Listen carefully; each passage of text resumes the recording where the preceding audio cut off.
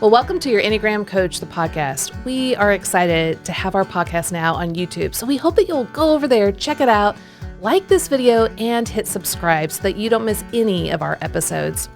Well, today we're going to continue our conversation on Type 4s, the Introspective Individualist, by interviewing a panel of amazing Type 4s. In this episode, you'll see how Type 4s share the same core motivations and EIP parts, but you can't put all Type 4s in the same box. So we're going to listen to their unique stories and circumstances to show you how Type 4s show up in different ways. Before we get to our guest, maybe you're hearing this term EIP for the first time. Totally understandable. Stands for Enneagram Internal Profile. You can go to episode 112 to learn more about EIP in an exhaustive way. There we fully explain what this new approach is to the Enneagram that we call EIP for short. And if you want to know more about Type 4s, you can also listen to the episode 127 where we go into a deep dive into the EIP for the Type 4s. Before we begin, Beth, why don't you give us a brief description of what is EIP? Well, in the Bible, as we know, God focuses on our heart condition, and the Enneagram brings us awareness and clarity on whether our heart is aligned or misaligned with the truth of the gospel in any given moment. And we use EIP, or Enneagram Internal Profile, to help us to understand the various parts of our heart. Now, your main type has two parts: the misaligned wounded child and the gospel-led beloved child. Your main type has 4 connecting types that comprise of 4 more parts of your heart, which are the 2 wings, the 2 numbers directly next to your main type, and the 2 Enneagram paths. These are the 2 lines that are connected to your type with 2 types connected there.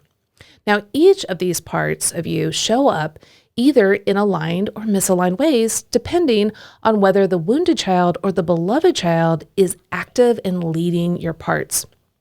So, by using EIP, you can become aware of your current heart condition.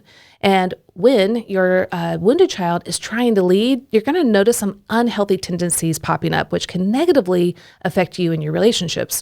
We can use this awareness to help us to surrender and depend and ask the Holy Spirit to come and help our beloved child to wake up, show up, and lead our heart.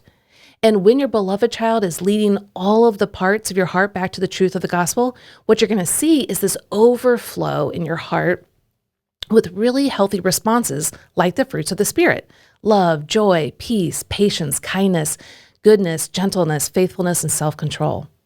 We are so excited for you guys to take a part of what this is. Well, thanks for sharing that, sweetie. And today we have a couple of great guests who are going to help to fill in some of the details of what this really looks like for Type 4s, the 4s that we love in our lives, the friends, and even for ourselves who are 4s. So first up is Mandi Rivieccio. She's a dear friend and also a fellow entrepreneur. So Mandi, welcome to the show. Tell us a little bit about yourself. Thanks, Jeff. It's so great to be here. Well, as you mentioned, I am the director of content for Chris Carr, and we help women become empowered participants in their own well-being. And I've been supporting leaders like Chris, like you guys, for 17 years now, helping them create products and presentations that shine. And it's just so great to be here and be able to talk about the Enneagram with you guys today. You know, it's interesting. Mandi was around. We served her and her sister some pizza and some wine to talk about our original certification course back in 2017. Yep. And so they have been significant people along this story of your Enneagram coach. We're so And grateful. her sister is our COO. That's right, but we know who's the best. Yeah. Yes.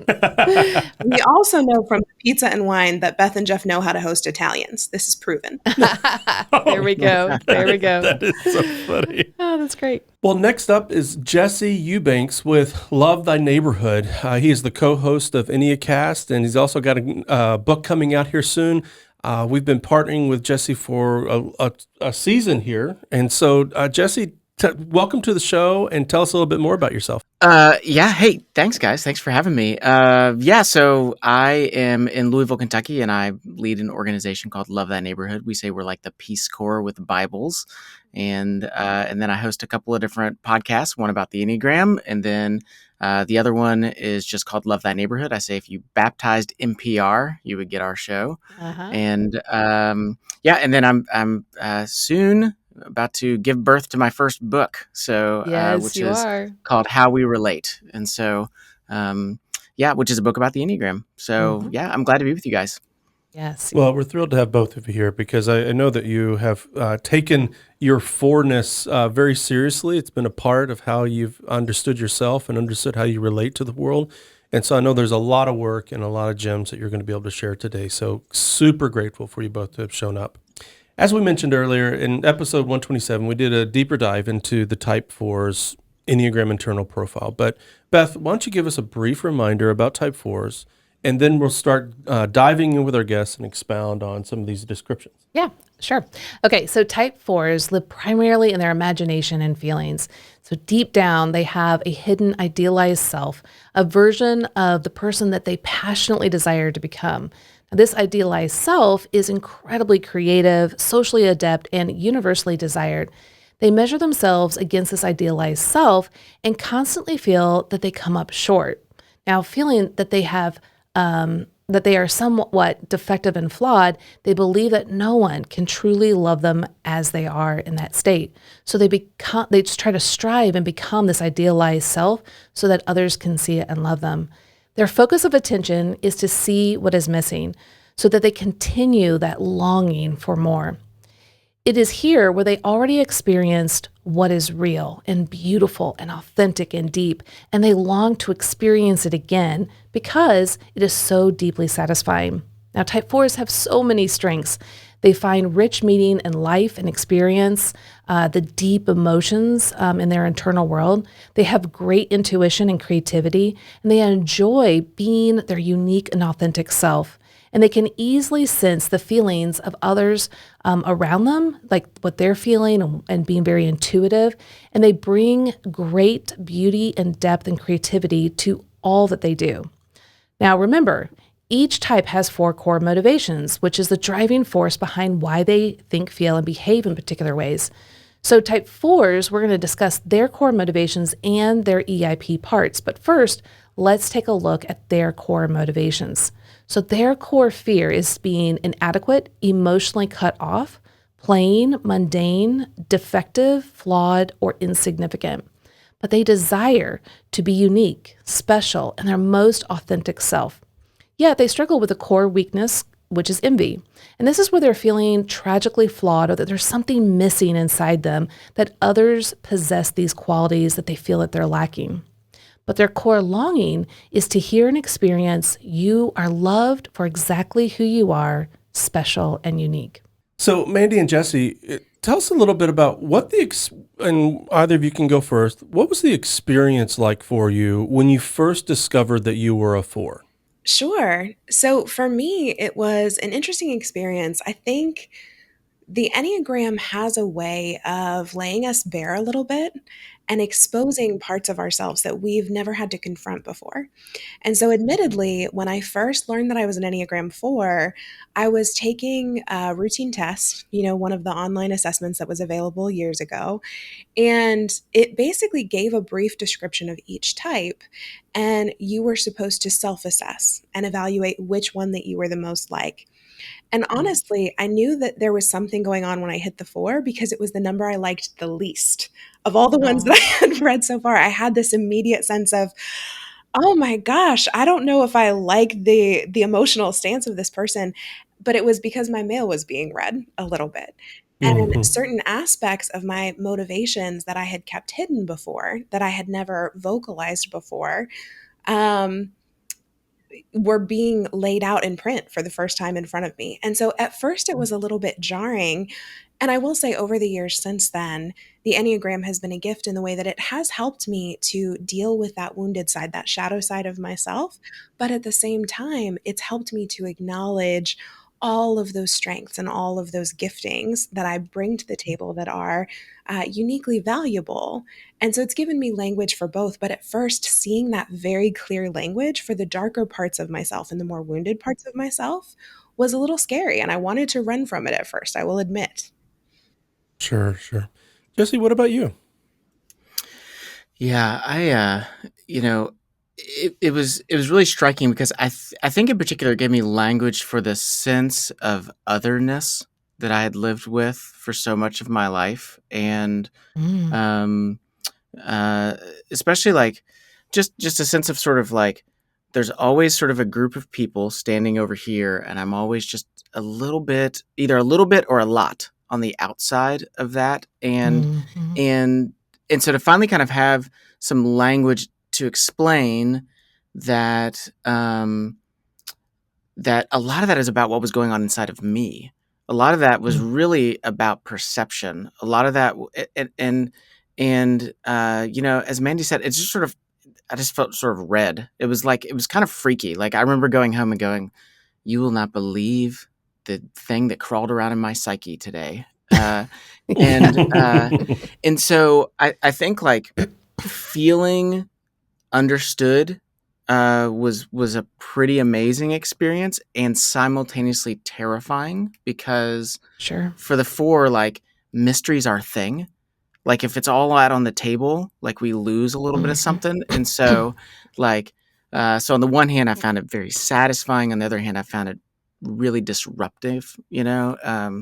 Yeah. And I think the other thing too that was really striking and interesting for me is like we get to this envy piece, and Mhm. I was so close and intimate with the experience of envy that I did not even understand it was envy.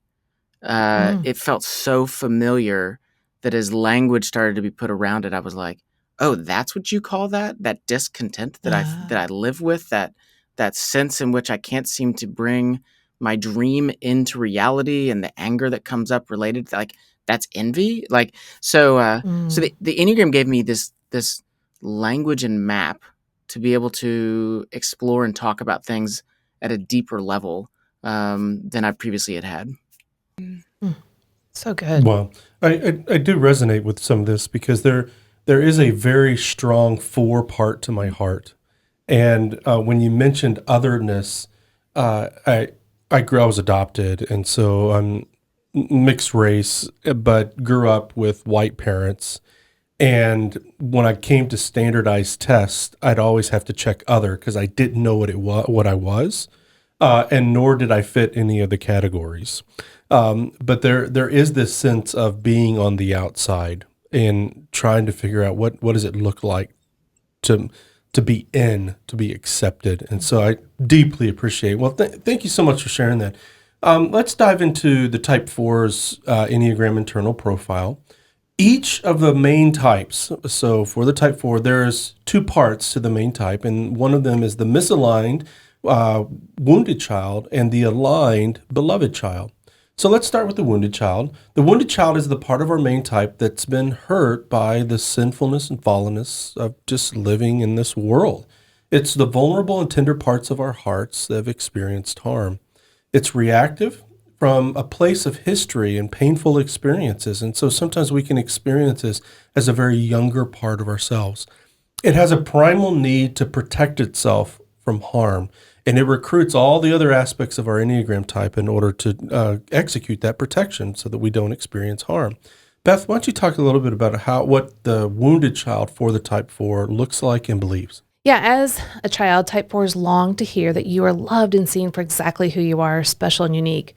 So they have these longings, these feelings, these passions that run really deep within them. And they use their emotions as the primary source to build their unique identity, but felt very disconnected and misunderstood by both their parents to some degree and by others. And this led them to assume that there was something fundamentally missing and tragically flawed within them. And they tend to believe that they need to be different, to be unique, to stand out for others to see them and to then love them. So discovering their authentic and unique self became their primary focus. Now, the wounded child part of their heart falsely believes that it's not okay to be too much and not enough. And it longs for others to see their unique abilities, their abilities to go deep, and then to finally be seen as whole and accepted. And as an adult, they still long to hear and experience you are loved for exactly who you are, special and unique. Well, to bring healing to our wounding child, one, we need to understand its story. and we need to understand its pain and give it our full attention. But unfortunately, the wounded child is ill-equipped to help to lead us to be able to address some of the fears and concerns that it has. So, why don't we start, Jesse or Mandy, whichever one would like to go first. When you think about this wounded part of yourself, I think Mandy earlier you mentioned this shadow side of yourself. When you think about this part of who you are, what comes to mind for you?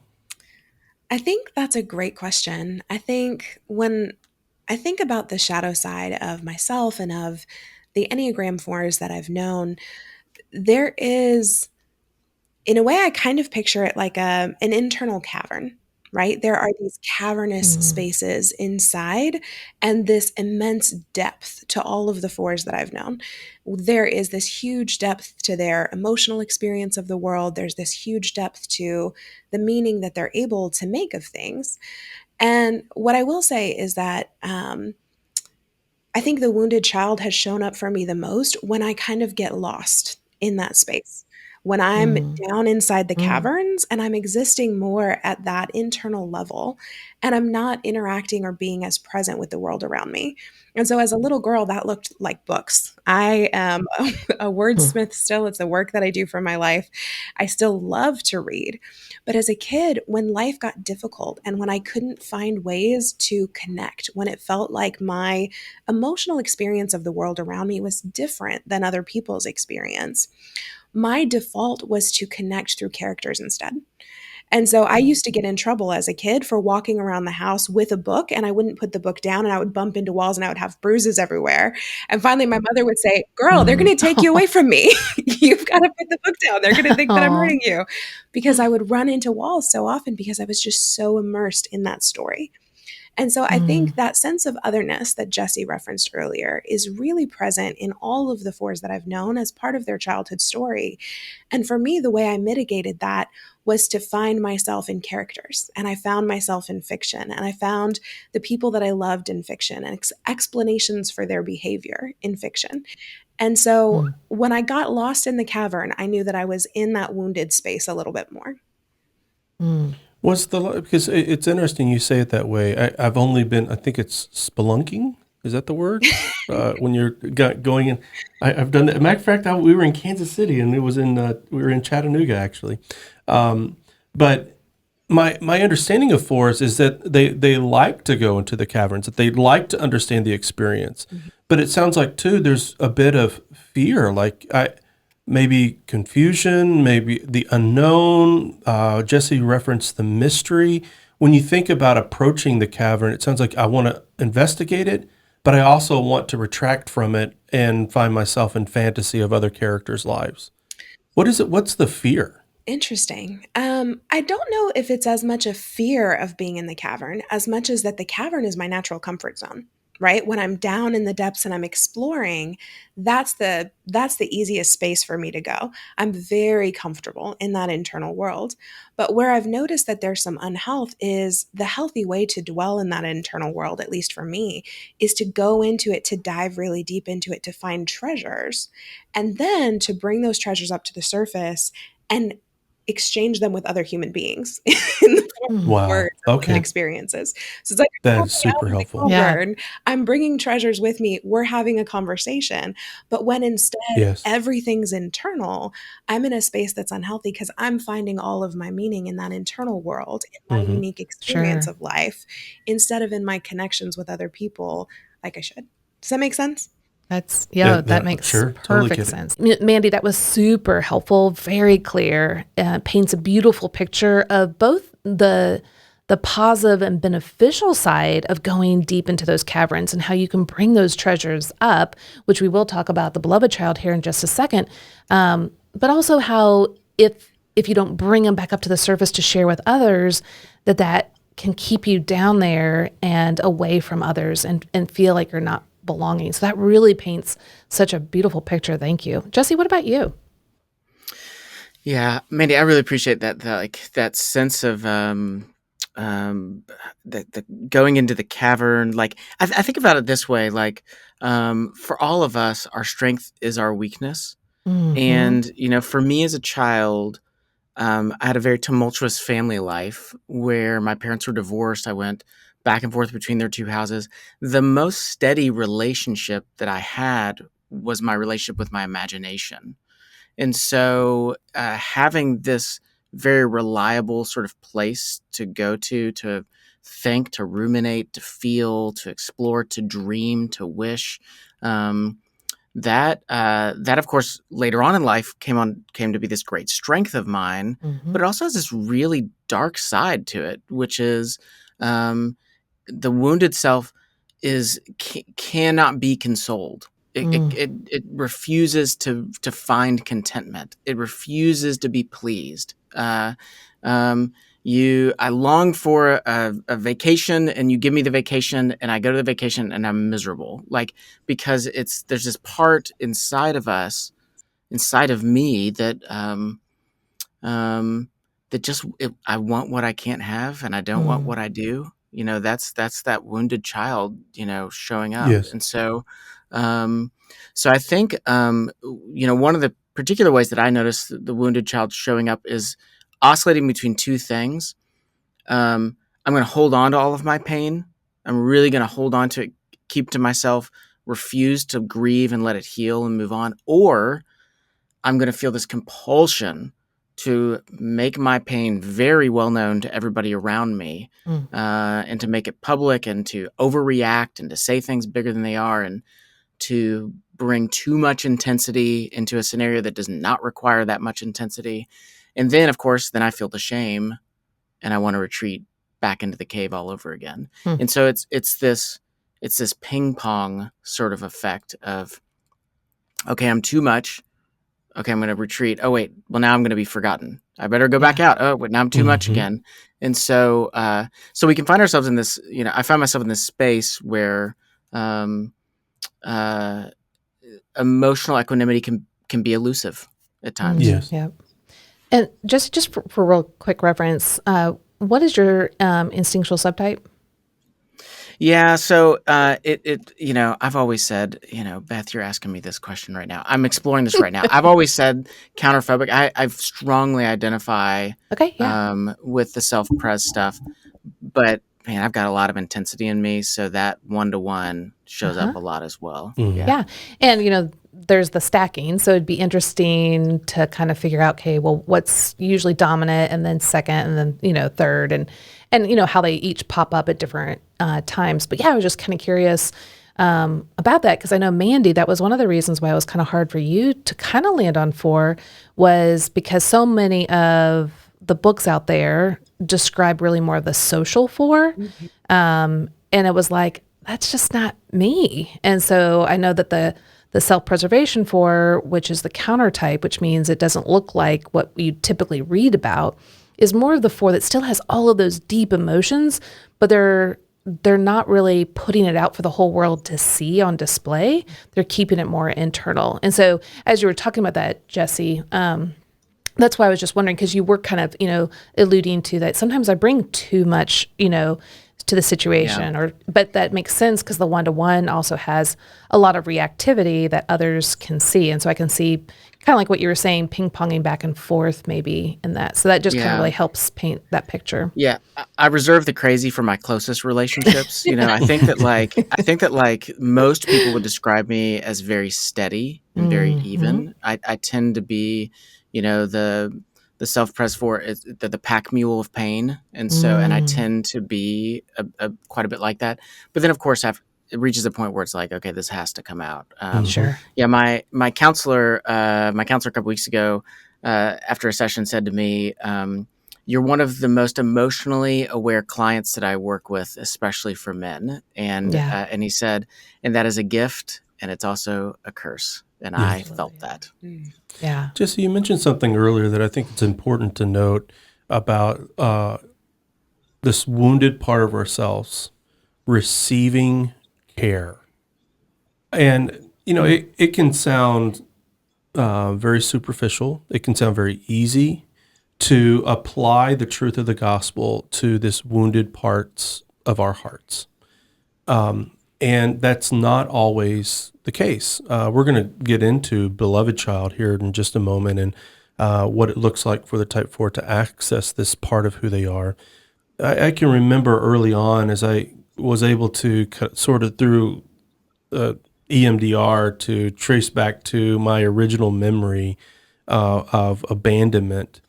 And even as I, one, had the dream in the night and then processed it with a therapist and did some EMDR around it, I could not, it's almost as if I could not get little Jeffrey's attention. Like he did not trust adult Jeff. And he was so fixated on what he needed, desperately needed, and feared in that moment. It was And what me he waiting believed for my was parents true. to come back to the house, and I was looking out the windows. I just could not get his attention. Now, there were other creative ways to get Jeffrey's attention. And so I invited a very compassionate, kind person in my life into this moment to see if she could get Jeffrey's attention, and she could.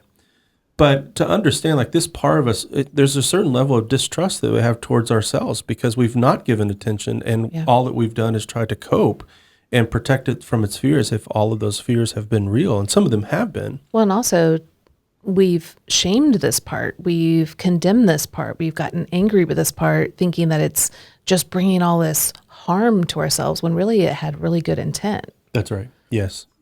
Well, why don't we take the next step to the beloved child, which is this part of our heart that's aligned with the truth of the gospel. Now, understand throughout the scriptures, there's always this tension between old man, new man, spirit-led self, fleshly self, the old creation, the new creation. So the Bible has many words to describe this part of who we are. And what we're addressing now is this part of us that's been filled by the Spirit and that reminds us of all that God is for us in the person and work of Jesus Christ and now applied by the Spirit. So this is where the core longing of each of the types really meet relationship with Jesus and his presence in our life. So Beth, why don't you talk about what the beloved child looks like for the type 4? Yeah. So the beloved child knows who you are and whose you are. Again, like Jeff said, this is the spirit-led self. It knows that it is free from shame, rejection, and thinking that you are defective and flawed. Because you can now rest because your eyes are able to see the one who fully created you uniquely and the way he wanted you, which means you are loved for exactly who you are, special and unique in his eyes. And this is what we really want the type 4s to fully embrace. Now, as a type 4 in the beloved child, there are things that we want to bring in, which is gospel talk. So Jeff, why don't you explain what maybe gospel self-talk might look for the type 4? That's right. So this isn't something to be just arbitrary, but this is actually the truth of what Jesus has accomplished. And now the Spirit, it reinforces and encourages in our own hearts, but specifically for the type 4. For the type 4's beloved child might say, I'm not too much, nor am I less than others. I am a part of a bigger story, a beautiful tapestry that God is weaving together, and I belong in this story. So, Jesse, we talked about wounded child, but tell us, what does that look like for you as you think of this beloved spirit-filled part of yourself and what that brings to all the different parts of the type 4? Yeah, I think that, if you think when I think of my wounded child, I think of a child that is, that feels on their own and sort of and fatherless. When I think of the beloved child, there's a sense that I am living in the reality that I have a father who loves me, who knows me, who sees me, perceives me, gets me better than I get myself. And then if I attempt all of my tactics to not be gotten, that he still does. And but in particular, what really like undoes me is when I sense delight. When I sense God's delight for me, that he finds pleasure in who I am, and enjoyment of who I am. When I can receive that aspect of the gospel in particular, yes, I need forgiveness. Yes, I need his presence. But when I really feel his delight and I'm in a place where I can really try to receive that and sit in that, there's sort of this, I don't know. It's this calming effect that kind of comes over me, in which I don't feel the compulsion to sort of roll around in my pain. I don't feel the need that I've got to act big and expressive. There's a sense in which I can just kind of go, let's just take things moment by moment. I don't need to retreat into my fantasies. Mm. Um, that that God's love for me is enough, and Yes. I can receive that. And on that, can you piggyback that with like emotional equanimity? That Yeah. emotional balance. And can you kind of paint a picture of what that looks like in this beloved sense? Because I know that a lot of fours, that's so hard to hear. Like, okay, the virtue of the four is equanimity, so having emotional balance, and that can land on a four as getting rid of your emotions or not having emotions or making them less. Can you kind of explain what that looks like from a beloved child perspective of allowing your emotions to be there, but what does the equanimity, emotional balance look like? Yeah. Yeah. If we look at the Gospels, we see in Jesus, we do not see somebody that is emotionally flat. We Mm-hmm. see somebody who's very emotionally expressive. But what he shows us is how to live so that we express the right amount of emotion. We never overexpress. He never overexpresses, he never underexpresses. And I think that's the invitation that I sense from God. Like when I'm living in the reality that he is a father that delights in me, that he loves the fact that I am his son. He finds joy and pleasure in that reality.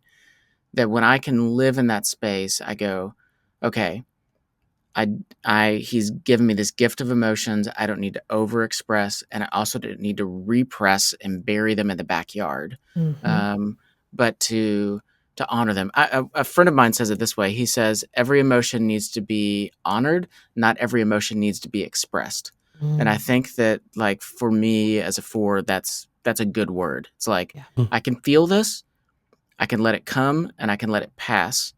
I don't have to give full attention, and it does not have to define the total way that I see the world. Yes. It can be one piece of a bigger picture, and so in a lot of ways, it's allowing emotion to have the proper context of my life and not be the dominant driving force of my life. Yes. Yeah. Well, Mandy, tell us about you. How do you experience this beloved part of yourself? You know, some of what Jesse just said about, I think it has kind of two prongs to it. So the first is my relationship to my own emotions changes. And so Jesse, similarly to what you just said, I think it was Brene Brown who said, when it comes to emotions, we can say this emotion is real, but it may not be true. Mm. And that's where that equanimity kind of shows up for me with my emotions, is when I'm able to distance myself from my emotions and use them as input and assess them objectively instead of Mm-hmm. identifying with them and letting my identity be the cavernous thing that I'm feeling in the moment. I'm able to acknowledge it, not have to repress it, and say, it's here, it's real, we're going to work through this. And also, what I'm feeling right now may not be the objective truth, it may not be the whole Mm. picture. And so when I'm able to create a tiny bit of distance between myself and those big emotions that I feel, I'm less emotionally expressive, as Beth mentioned, as a counter type. That was the one part of the four that didn't really resonate with me, was this idea of expressing all of my emotions. I'm very private with my emotions, actually. So I tend to only share my emotions with my one or two safe people. And with everybody else, I am cheerful and placid. Mm-hmm. But there's a lot going on under the surface.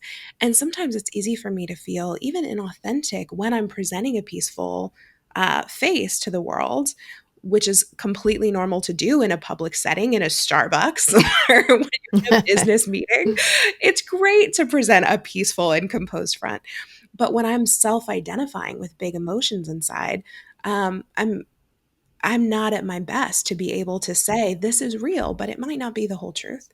So that Hmm. emotional separation is a big part of what I found to be true when I'm operating more in that beloved space. And when the beloved part of me is driving the bus, I've got a little distance between myself and my own emotions, and I can manage Yes. them instead of having them manage me. And then Mm. on the other hand, I think also when I'm operating in that beloved space, the question of sameness, or otherness kind of evaporates. And that's the sweetest, I think, part of that whole experience for me when I'm with people that I love, when I'm with the Lord, is that experience that suddenly this question of, am I the same? Do I fit? Do I belong here? Do my puzzle pieces interlock? Do I match? Do I fit the set? Can I complement the set? Or wait, I don't want to be too similar that I lose myself and I have no unique identity.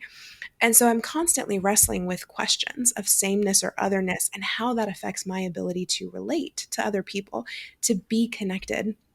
And really at the bottom, it's completely irrelevant to the state of being loved, is what I've realized.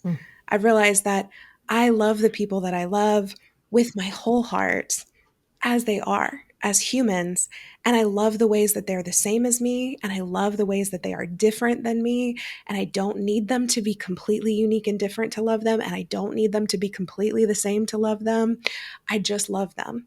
And so when I'm in the beloved state, I recognize and I'm able to rest in the fact that I don't have to manage sameness or otherness or uniqueness. I don't have to bring uniqueness to the table, but my uniqueness is accepted because I'm loved by the people who loved me and I'm loved by the Lord. Wow.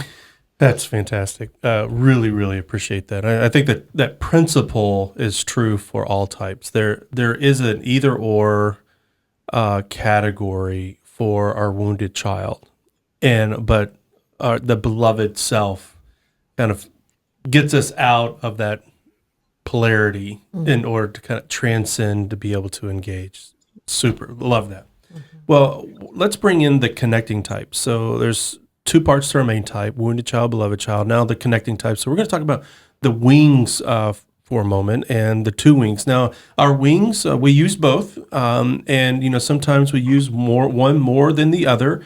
And if we give a little bit of attention, we'll find out, oh, this other wing does show up in my life. It wasn't as Noticeable. That's right. Yeah. In my work relationships or maybe even my private relationships. But we're going to talk about both wings. Now, the wings can function out of our beloved self or our wounded self. And so there are healthy and unhealthy, aligned, misaligned ways in which these wings can function for us. And so for the type 4, there are two wings, the type 3 and the type 5. So the type 3 part is optimistic, it's accomplished, adaptable, and driven to excel in all areas of life. Now, in light of that, we can experience ambivalence with our wings because at times that's different than what my core motivations are according to my main type. I'm not sure what I think about this part of me and why I show up this way in my life. Well, when the 3 wing is misaligned and trying to protect the wounded child for the type 4, they'll try to earn love and admiration by becoming successful and unique individuals. They'll forego authenticity to shapeshift into a particular image to gain praise from others, since envy what they have and feel like they're lacking. They express a surplus of confidence in their unique qualities, work, and accomplishments. Beth, why don't you tell us about the 3 wing when it's under the leadership of the beloved child? Yeah. So when the 3 wing shows up and is being led by the beloved child, it has so many healthy qualities that help the wounded child to actually heal as well. So for the type 4, this 3 wing, it comes in with this sense of confidence of who God created the 4 to be. And they're no longer having to strive to earn love and admiration by being unique and creative and doing all these things. They can really be their authentic selves with their emotions. And the really cool thing is the 3 helps the 4s to recover quickly when they have emotional setbacks, and they're able to continue to progress through personal development or anything else they're doing because that confidence comes in and they can see with more of an optimistic eye and an upbeat attitude to keep going. It also brings this sense of friendliness and connecting with others, and it also helps the 4 to be hardworking and to accomplish a great deal. So why don't you tell us a little bit, and either of you can go first here, how does your 3 wing show up in your life? So my three wing shows up both positively and negatively for me. Beth and Jeff, as you guys have been describing, it can come in as a superhero, it can come in as a villain, it does both. On the positive side of things, I think that the three gives me the confidence to be able to perform. And on the negative side of things, I think the three makes me feel like I have to perform in order to earn something, if that makes any sense. So, Yep. on the positive side of things, it gives me the confidence to show up and to offer my best, to offer creativity to the world, to write, to present, and to believe that those efforts are going to be enough and they're going to be impactful. And it helps me. It gives some courage to my four to like step out from behind the curtain and show up and be Mhm. available to people and believe that that work is going to be worthy. And then on the dark side of that, when the three shows up with pressure to perform and a sense that if I don't perform, I am unworthy. And that shows up more in my relationships, I would say. So the strengths of the three tend to show up in my work. They tend to show up when I'm contributing something, when I'm offering something, when I'm in a leadership role. But the negative side of the three tends to show up in relationships anytime that I'm feeling insecure and start trying to compensate for that sense of insecurity by performing, oh, well, if I just play the role of the beloved girlfriend perfectly, or I play the role of the beloved daughter perfectly, like if I just show up and I do everything perfectly, then obviously everything's going to be okay. And I start almost working to earn love. So I work from a place, I'm working for love instead of working from love. And that's when I know the unhealthy three is present. Man, Mandy, you can turn a phrase. I know. Talk about a wordsmith. I'm like, yes. Like, man, she's just dropping these bombs. I Like, know. wow, okay. Brene Brown, like, what? I'm like, we need to write this down for the next book. No kidding, man. Thank you, guys. Man, I've heard someone, the joke about pastors is that Mandy always said, and then they say, I've heard it said, and then they say, I've always said. So I'm just going to start taking these Mandyisms, and over the next 5 years, I'm going to sound eloquent. Thank you for that clarity. That's awesome. Well, what comes to mind for you, Jesse, when you think about your three wing? Yeah, I have a profoundly high three wing, and a lot of that comes out of my life story. In a lot of ways, especially when I was younger, I had to make my way in the world, and that three wing really gave me that ability to envision and enact and bring something into existence. But there's a dark side. I mean, Mandy touched on it, like over-identifying with my accomplishments or with my work or with the projects that I can become my work. And in that regard, it's an interesting moment to go from this 4 that's like, oh, we're so deep, but then this 3 that's like, when you over-identify with your work, there's a boringness to that. There's a shallowness to that. There's a, and so it can be tempting to be a little too identified with the tasks, projects, and goals that the 3 brings. But that being said, I do love the optimism of the 3 energy. I love like where the 4 we can tend to be like, everything's crap, burn it all down, it's all a waste. The 3 is like, hey, look at this possible thing. Like let's go build that. And so yeah, I really enjoy the energy of like envisioning and like getting a group of people around something, and we're all going to work on this together, and sort of inspiring people and communicating. I think that the sort of the emotional analytical side of the 4 matching up with the communicative, let's find creative ways to tell people these stories aspect of the 3, like it's a fun marriage, those two things. Yeah. Oh, that's great. Well, let's take a look at the 5 wing. Now, the 5 wing, as with the 3, can work on behalf of the wounded child and seeking to protect it from pain, or it can work from the beloved self, where there's a sense of calling and giftedness that it brings to the type 4. Well, the type 5 wing is withdrawn, wise, and it's an innovative observer who lives life with curiosity and a craving to learn more. Now, what it fears that it lacks inner resources, and that's too much interaction with others will lead to catastrophic depletion. It withdraws from others and tends to seek its own needs.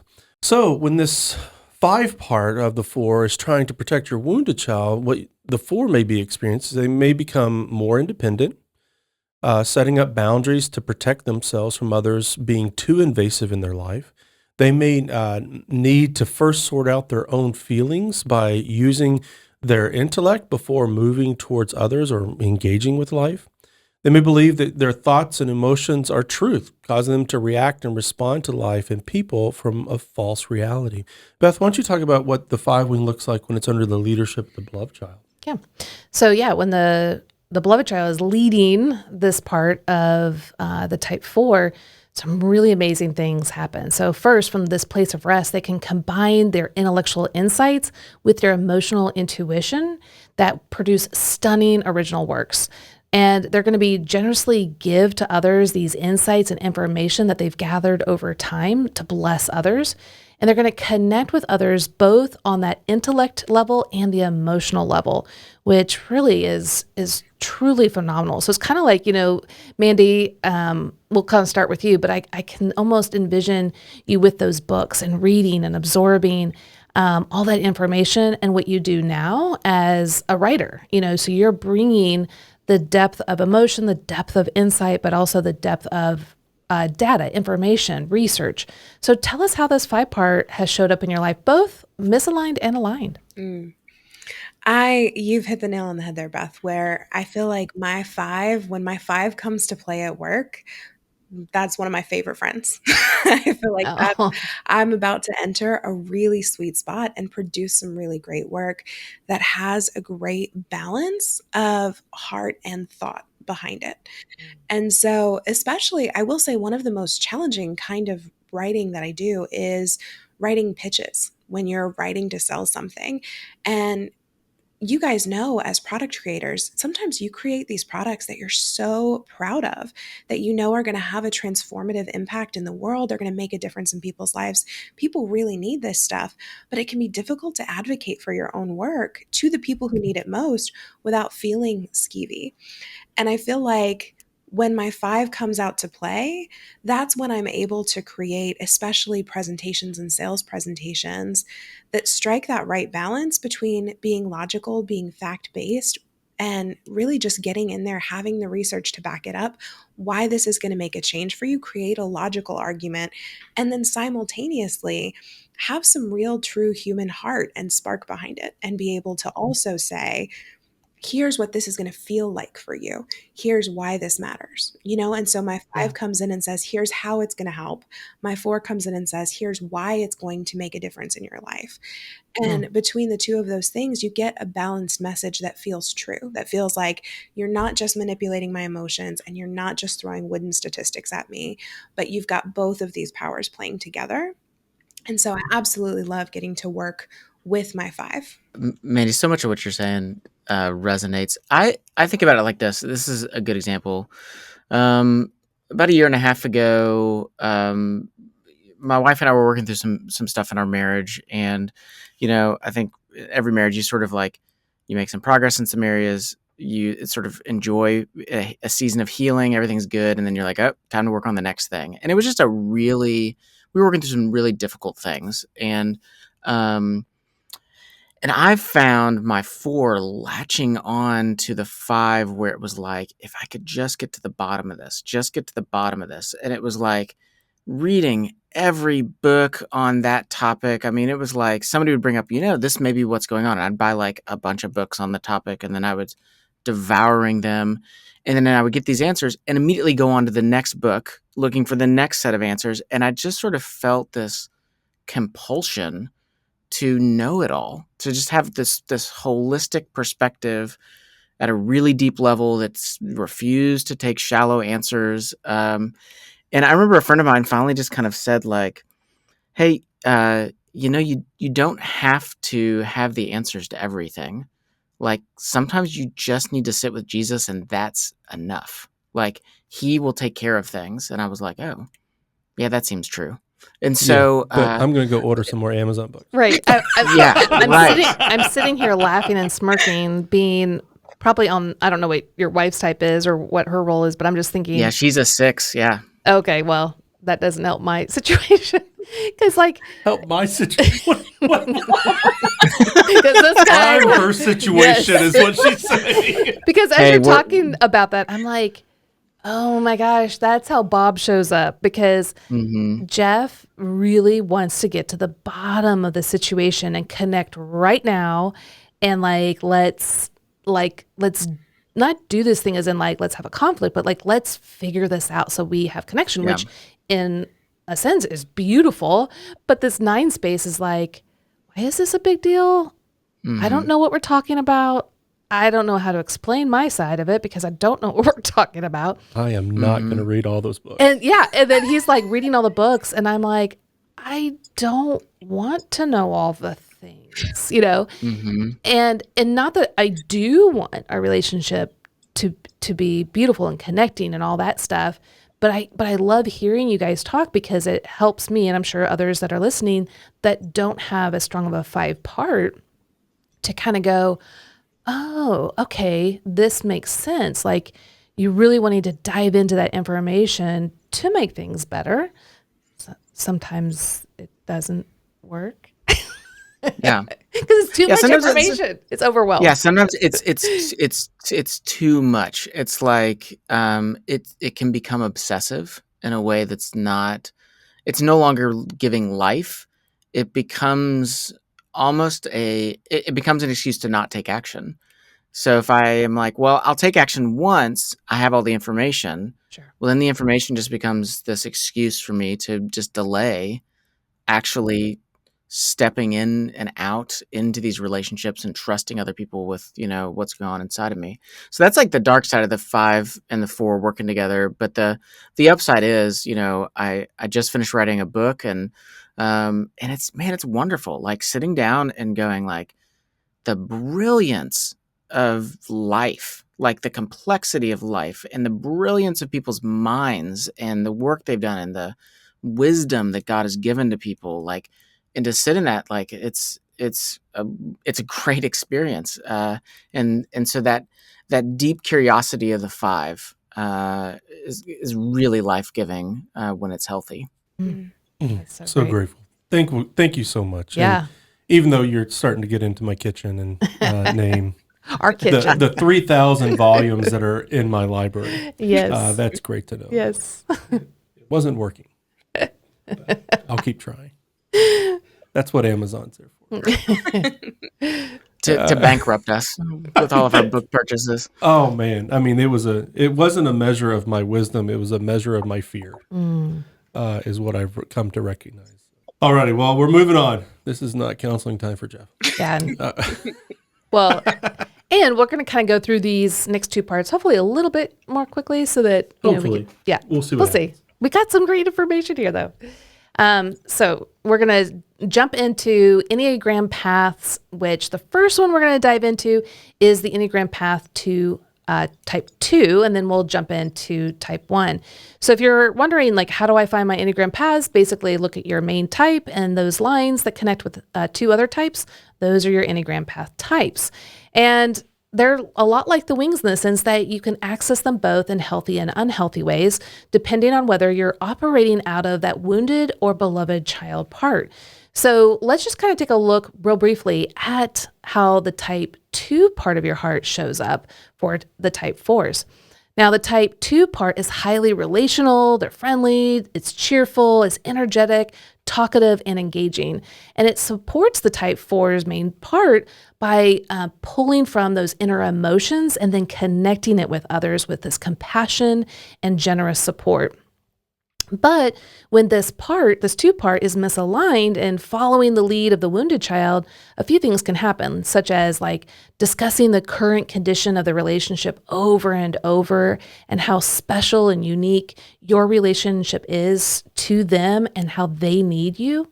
Also, this 2 part can kind of create dependencies and manipulate others in seeking help from you. And that help can be lots of different ways. It can be unique to the type 4 space, and also gaining a certain amount of attention and gaining favors from others. But also this 2 part can become very much of a flatterer, trying to flatter people, to connect, to make them be a part of your group so that you won't feel rejected or left out. Jeff, why don't you share a little bit about the beloved part of the type 2? Sure. This beloved, whenever it's leading this type 2 part, they recognize the full value in Christ and feel his unconditional love, which enables the 4 to put the needs of others ahead of their own with no strings attached. It's able to acknowledge the positive qualities in others and generously affirm, encourage, and support them.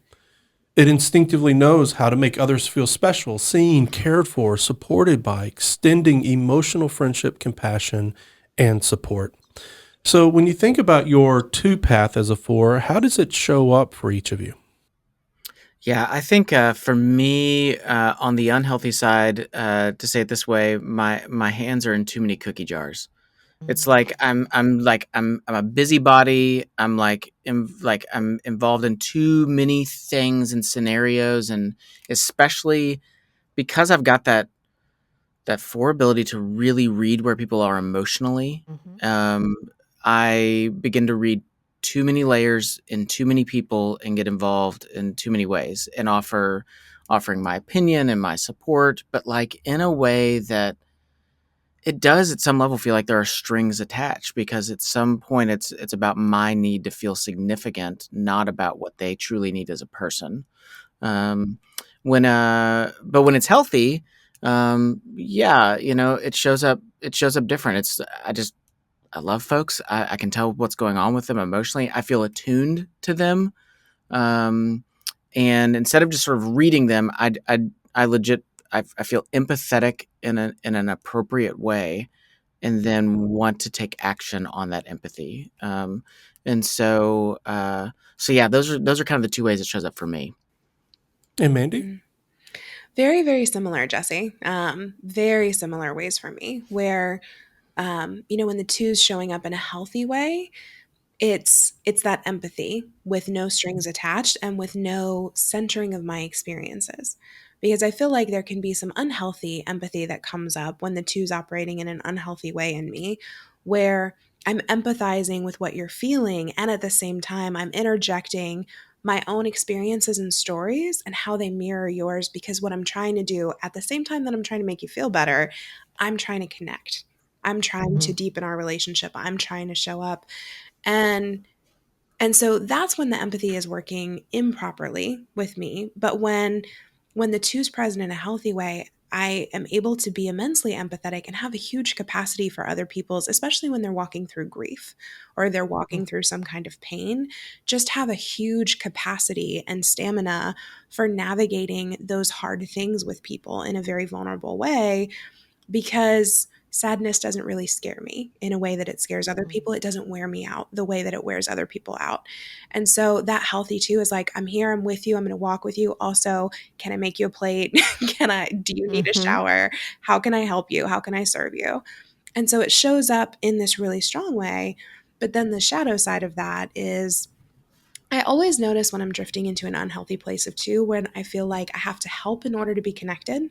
Like if I'm not helping enough, I'm going to lose a relationship in some way, or I'm going to be unworthy of it in some way. And I especially notice the unhealthy two showing up when I start breaking boundaries. And so I read something this year. I don't remember who wrote it. I think it might have been another Brene Brown. But she basically said that boundaries are the distance where I can be kind to you and kind to me at the same time. And, like, that is the spot where I can show immense kindness to you, but also immense kindness to me, and those things can coexist. And when I start realizing that I am showing up for other people to the detriment of myself, and I'm not protecting space for myself to have my own peace or have a workout or meditate or any of the things that I need to do to take care of me, I've realized that there might be some trading going on in that. There Mm. might be some bartering in that Yeah. instead of just genuine support. I think like I connect with that too. It's, especially when you talked about the centering of the self. Like there's a, this is, it's hard to admit this, but like there's a narcissistic tendency within the 4 to sort of, our emotions are kind of the big thing going on, and this is what we should all be paying attention to. And so even as we come into these, as I come into these relationships, it can be really tempting to bring that, to bring that still, like, it's still about me at some level. But the healthy side of the two is a healthy self-forgetfulness, like a healthy, like, my emotions don't need to be the center of everything happening right now. Your needs come first. And I want to do what's best for you. And it's really an invitation to see a broader perspective, instead of being sort of entranced by my emotions. Yes. It's well said. Well, the next path that we want to talk about is the path to type 1. And this is for all fours. They all have a one part of their hearts. And that part of them wants to be sensible, ethical, responsible, serious, and self-disciplined. It feels personally obligated to improve who you are and how you engage in the world. It supports your main type by giving you self-discipline and balanced emotions. When your one part is misaligned, though, and trying to protect your wounded child, what fours may experience is focusing on flaws, becoming more judgmental and critical of others and their world. Be vocal about their frustrations, disappointments, and visibly displaying disappointment, both in their words as well as their body language. They become impatient, picky, controlling when you feel others are incorrect, irresponsible, or not being their authentic selves. Beth, why don't you talk about the beloved child? Yeah, so they can be more emotionally balanced, objective, and grounded in their relationships.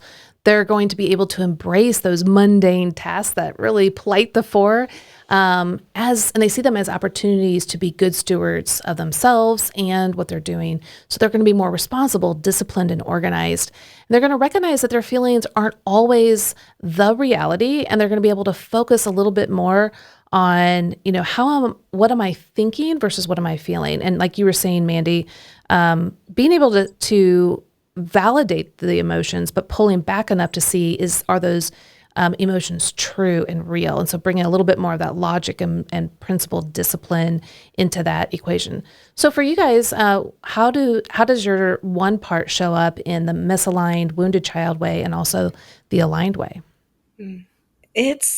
I have an interesting relationship with the one because I feel like, at least in my life, the positive and the negative here are pretty extreme in the ways that it shows up. It can be super, super beneficial and also super harmful.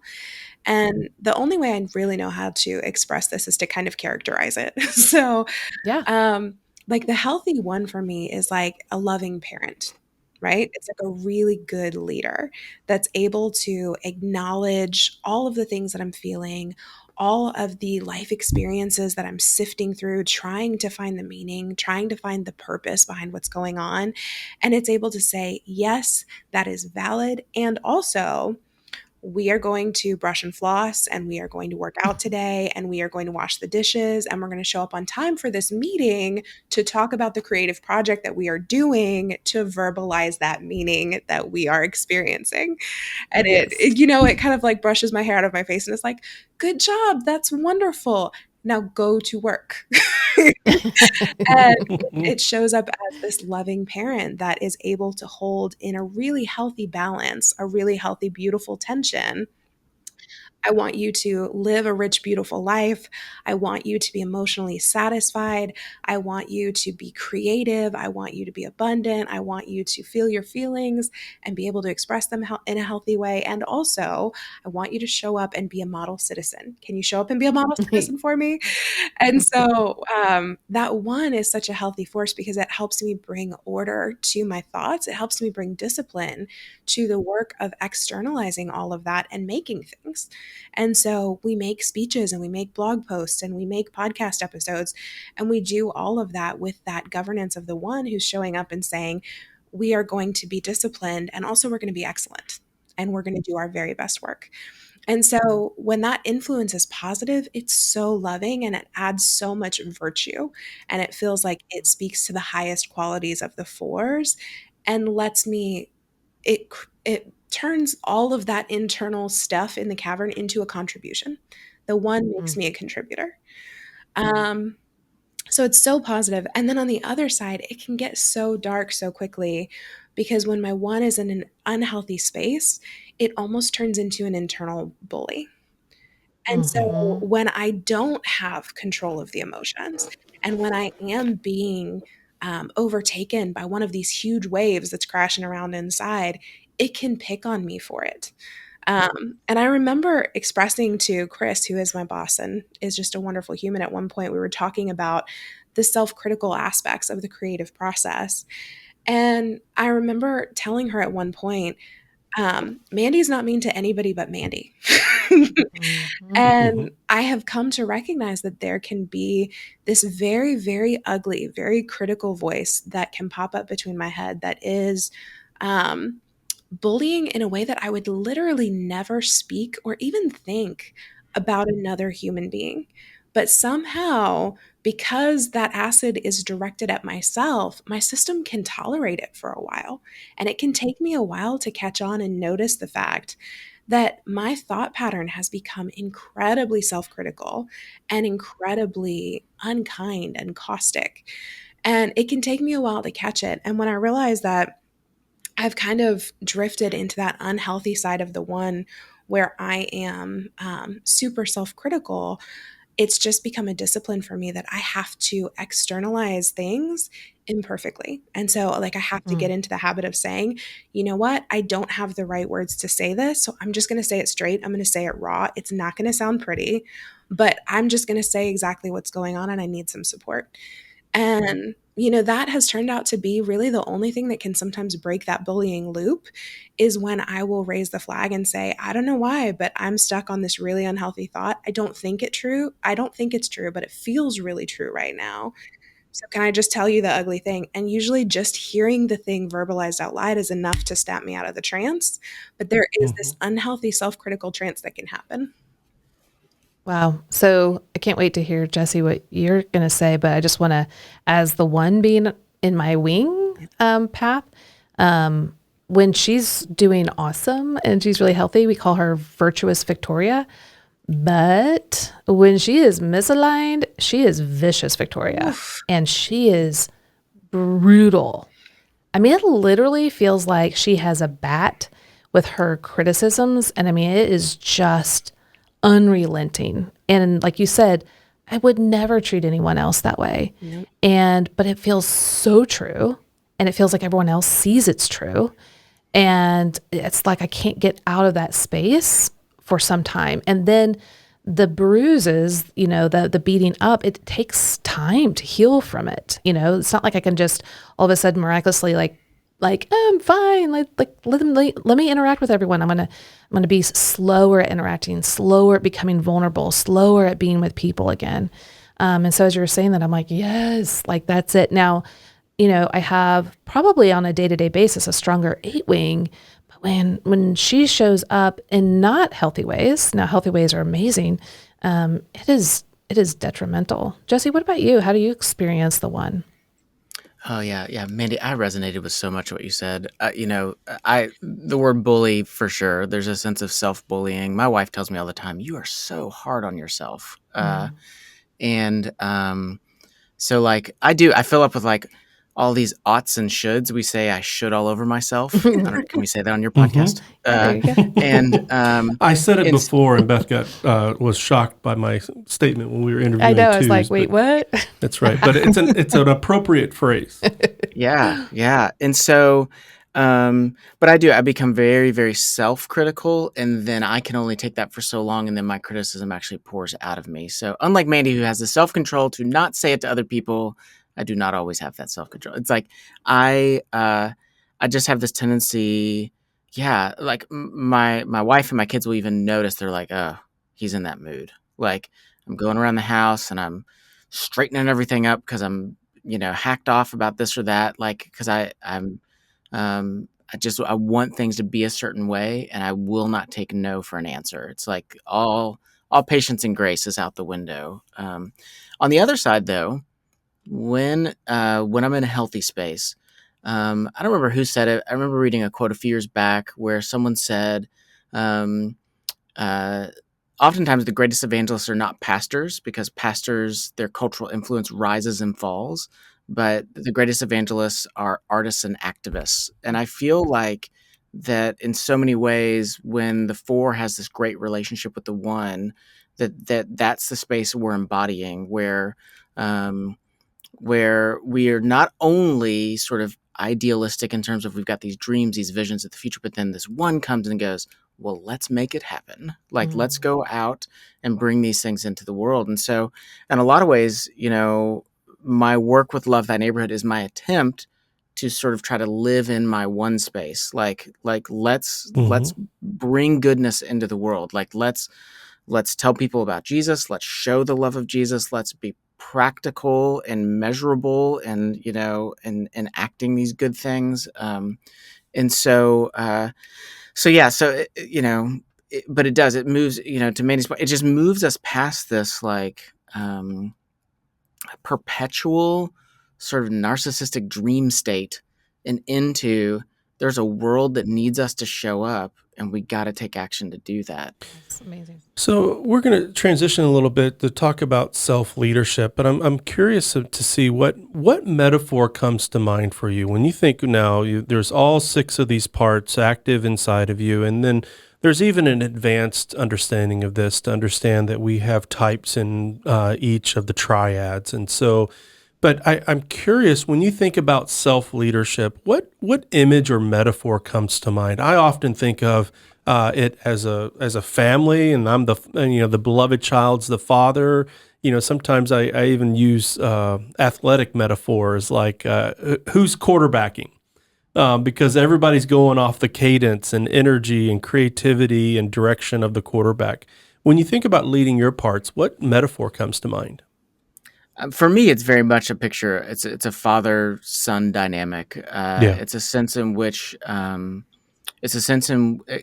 back to, I used this word earlier, but going back to this notion of delight. Like, I need a father that delights in me, who's very present and very attuned to me and understands my needs and can handle when I spin out and go off in these ridiculous directions and behave in ridiculous ways and have ridiculous thoughts. I need a father that can hold all of that. Yeah. And who then lovingly and tenderly leads me back. And that I trust enough, that he's earned my trust. I trust him, and I'm gonna walk with him. And so, for me, very much father-son imagery is what comes to mind. Mandi, what comes to mind for you? This is such a fun question. I feel like putting images, like putting pictures on top of these ideas, makes them so much more concrete. And I mean, I will say the thing that comes up for me is, have you ever seen movies where a person gets cloned? And there's just some little tell, right? Like they're each wearing a different color shirt, or they each have slightly different hair, a different facial expression that differentiates them, but it's all the same person. I feel like when I visualize these different wings and these different parts of my complete profile, that's the visual that I get is it's just all of these different versions of myself, and they are all in conversation with each other. And sometimes they are an amazing team and everyone is thriving together. And it's this collection of 5 different superpowers that are all helping each other rise.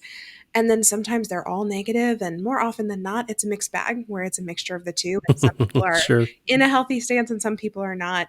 And they're working cooperatively. But at the end of the day, it feels like they're all variations of myself. Like they're all parts of me that interact together to produce my whole experience of life and to produce my whole contribution to the world.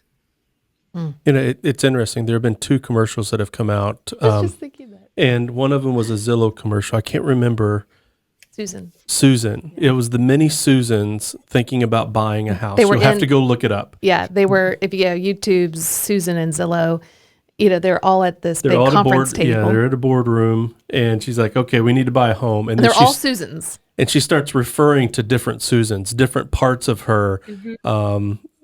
Super funny. And like there's distracted actually Susan. There's an Oldsmobile one about parallel parking in Oldsmobile Enclave or something like that. And 2 parts of her in the back seat criticizing her or sassing her. Another one's worried about parallel parking. And she's like, no, my Enclave can parallel park itself. And she's operating from assurance. But I love that image, though. Like you're looking at yourself, but there's something different about each of them that are that make them unique. But the most important part of it is recognizing who's the lead. Like, is it our wounded child that is trying to protect ourselves? Good intent. So we want to recognize the good intent, but it's not doing a good job. It's ill-equipped. It's creating more problems than it is actually helping. So then how do we bring that beloved child back into the leadership role so that it can remind us that we are safe, secure, assured, and beloved, and that we belong. And so once we're in that space, all the other parts can follow in that leadership role.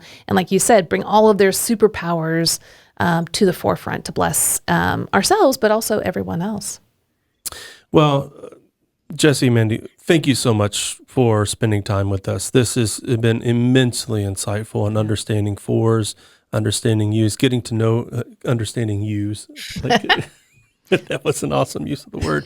I just created that myself. You can use that, Mandi, if you want to. Thank you. Wordsmithing right there. Wordsmithing. That's Hey, thanks, you guys. You guys. I love it. Oh, man. Well, thank you so much for joining us and sharing what's going on in your internal world. For those who have been listening or watching on YouTube, please be sure to share this episode with your Type 4 friends in your lives. And what we did today was Enneagram coaching, and we'd love for you to personally experience this. So you can connect with one of our certified Enneagram coaches by going to myenneagramcoach.com, which is a directory where you can find the coach that best fits you. You can also pre-order our new book, More Than Your Number. It's listed on all the places where you can buy books now, where we go in depth for all the principles that go into the Enneagram Internal Profile, and we provide you tools to be able to move into self-leadership and understanding yourself and moving yourself towards transformation. Yeah. And then join us next week where we're going to take a deep dive into Type 5's EIP. But as always, please remember that the Enneagram reveals your need for Jesus, not your need to work harder. It's the gospel that transforms us. Bye-bye. Thanks for joining us.